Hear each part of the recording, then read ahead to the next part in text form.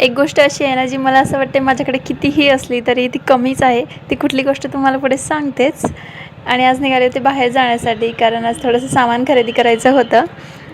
कारण माझ्या बहिणीच्या मुलीसाठी ना काहीतरी छोटंसं गिफ्ट घ्यायचं होतं.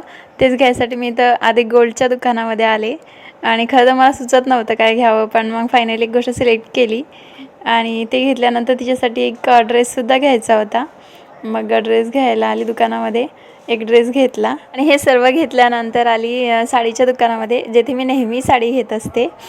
आणि मी फक्त हे बघण्यासाठी आली होती की ट्रेंडिंगला कुठल्या साड्या आलेल्या आहेत, कारण या दुकानामध्ये खूप सुंदर साड्या भेटतात आणि मी नेहमी इथूनच घेत असते. आणि हीच एक गोष्ट आहे जी मला असं वाटते माझ्याजवळ कितीही असलं तरी कमीच वाटते मला. नंतर ते मला बोलले की तू दिवाळीसाठी मला साडी मागणारच, त्याच्यामुळे तू आत्ताच साडी घेऊन घे. मग मी कॅस एक साडी घेतली माझ्यासाठी. ती कुठली ते तुम्हाला दिवाळीच्या वेळेस दिसणारच. नंतर येताना दूध वगैरे घेतलं आणि नंतर माझ्या लक्षात आलं की मी बाहेर काहीच खाऊ नाही शकत, कारण माझा उपवास होता. मग पाणीपुरी कॅन्सल आणि घरी आल्यावर गोबीची भाजी आणि पोळी असं स्वयंपाक केला, जेवण केलं. चॅनलवर नवीन असाल तर नक्की सबस्क्राईब करा. भेटूया पुढच्या मिनी ब्लॉगसोबत. तोपर्यंत बाय.